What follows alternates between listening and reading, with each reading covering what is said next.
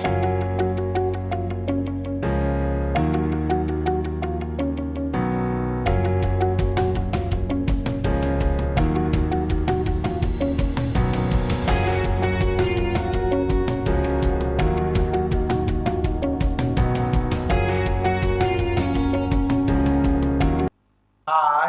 Gap की ओर से FRM exam से रिलेटेड दो मेजर अनाउंसमेंट्स आए हैं। तो आइए डिस्कस करते हैं कि वो अनाउंसमेंट्स क्या हैं और कैसे स्टूडेंट्स और पार्टिसिपेंट्स इससे बेनिफिट अवेल कर सकते हैं। तो पहले अनाउंसमेंट में गोइंग फॉरवर्ड नेक्स्ट ईयर 2021 से गाप जो है पेपर बेस्ड टेस्टिंग से कंप्यूटर बेस्ड टेस्टिंग पे मूव हो रहा है।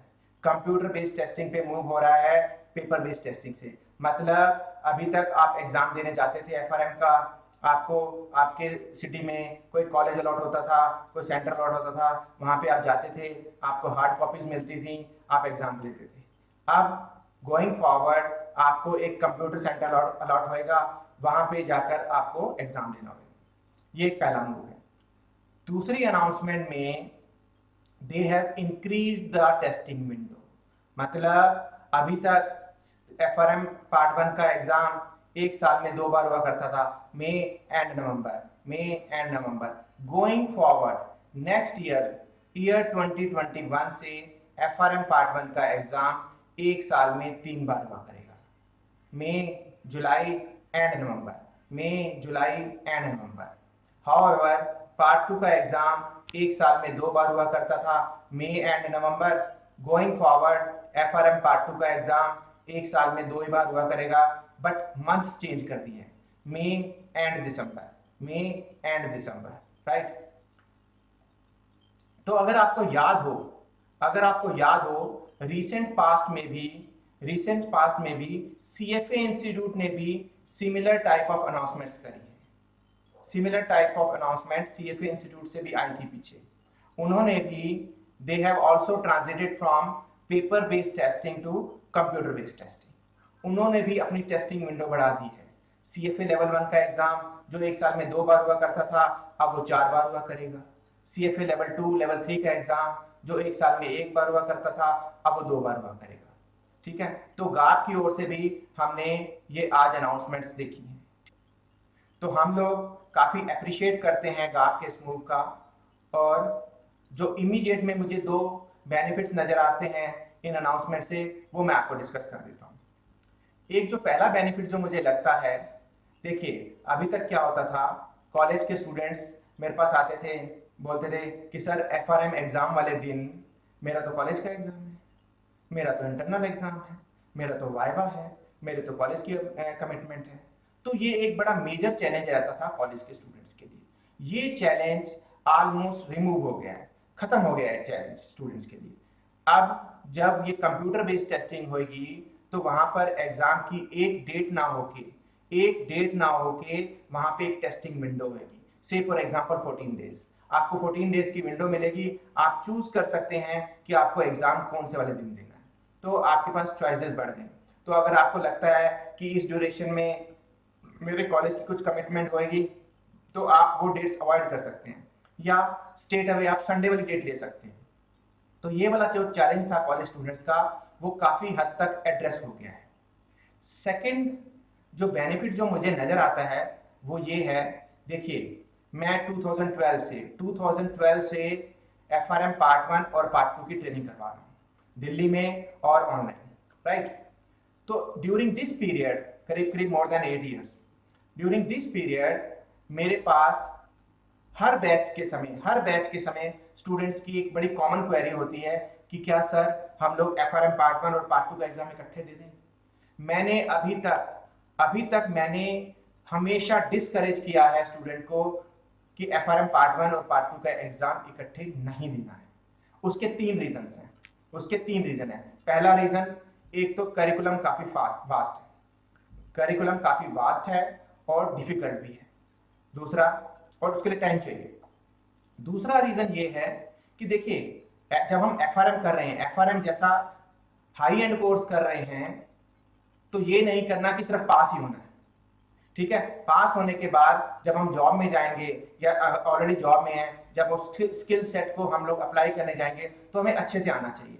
तो ऐसा नहीं करना कि सिर्फ बुक्स पढ़ के चले गए और एग्जाम क्लियर कर लिया, नहीं, उन कंसेप्ट को एब्जॉर्ब भी करना है, प्रैक्टिकली वो कहाँ कहाँ पे वो कंसेप्ट यूज हो रहे हैं उसको भी अप्लाई करना काफी इंपॉर्टेंट है। तो ये दूसरा रीजन होता है। तीसरा रीजन ये होता था कि अभी तक जो एग्जाम होता था आपका FRM पार्ट 1 और पार्ट 2 का, वो सेम डे हुआ करता था। मॉर्निंग में 4 घंटे का FRM पार्ट 1 का एग्जाम, फिर 2 घंटे का ब्रेक, फिर 4 घंटे का FRM पार्ट 2 का एग्जाम।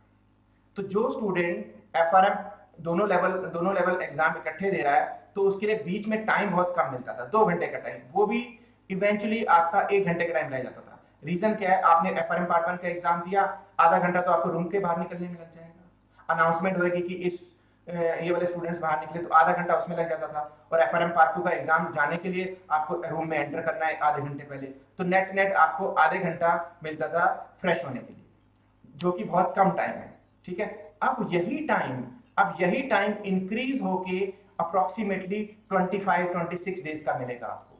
तो इन 25-26 डेज में आप अच्छे से रिवाइज कर सकते हैं।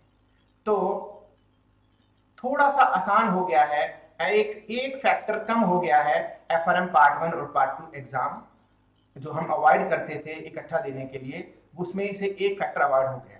बाकी 2 फैक्टर अभी तक इंटैक्ट हैं। एग्जाम कंपटीशन अभी भी टफ है, सिलेबस हमें अच्छे से करके जाना है, वो अभी तक इंटैक्ट है। द थिंग इज दैट वो जो विंडो मिलती थी हमारे को, 1 घंटे का टाइम मिलता था रेस्ट करने के लिए 2 एग्जाम्स के बीच में, वो इंक्रीज होके अराउंड 25 डेज के अराउंड हो चुका है। तो आइए अब डिस्कस करते हैं वो स्टूडेंट जो नेक्स्ट ईयर 2021 में FRM पार्ट 1 और पार्ट 2 का एग्जाम इकट्ठा देना चाहते हैं। तो देखिए, FRM पार्ट 1 के लिए मई के एग्जाम के लिए, मई FRM पार्ट 1 एग्जाम के लिए जो टेस्टिंग विंडो आई है वो है 8 मई से 21 मई, 8 मई से 21 मई। और FRM पार्ट 2 का जो एग्जाम होएगा वो 15 मई को होएगा। FRM पार्ट 2 का एग्जाम 15 मई को। तो आप क्या कर सकते हैं, आप 8 मई को FRM पार्ट 1 की डेट चूज कर लीजिए और 15 मई को आपका FRM पार्ट 2 का एग्जाम होएगा। तो आपको अप्रोक्सीमेटली 1 वीक का टाइम मिल जाएगा FRM पार्ट 2 को रिवाइज करने के लिए। सेम वे नवंबर में चलते हैं। नवंबर के जो FRM पार्ट 1 की जो डेट्स आई हैं वो हैं 13 नवंबर से लेके 26 नवंबर, 13 नवंबर टू 26 नवंबर। यहाँ पे आप डेट चूज कर सकते हैं। और FRM पार्ट 2 का एग्जाम जो होएगा वो होएगा 4 दिसंबर टू 10 दिसंबर, 4 दिसंबर टू 10 दिसंबर। तो आप कैसे प्लान कर सकते हैं, आप 13 नवंबर को अगर आप FRM पार्ट 1 का एग्जाम देते हैं और आप 10 दिसंबर को FRM पार्ट 2 का एग्जाम प्लान कर सकते हैं। तो इस विंडो में अप्रोक्सीमेटली आपको 25-26 डेज का टाइम पीरियड मिल जाता है, which is more than enough to revise for FRM part 2 syllabus. ठीक है, तो अगर हमारे पास 3 फैक्टर्स होते थे जो हमें रिस्ट्रिक्ट करते थे FRM पार्ट 1 और पार्ट 2 एग्जाम इकट्ठा देने के लिए, उसमें से एक फैक्टर हमारा रिमूव हो गया। अब 2 फैक्टर अभी तक इंटैक्ट हैं कि सिलेबस काफी वास्ट है, सिलेबस काफी डिफिकल्ट है, और दूसरा हमारे को अच्छे से सिलेबस का एक एक पोर्शन करके जाना है। ठीक है, तो वो दोनों फैक्टर्स अभी तक इंटैक्ट है। Hi, this is Gurmeet from Fin Learning, keep learning.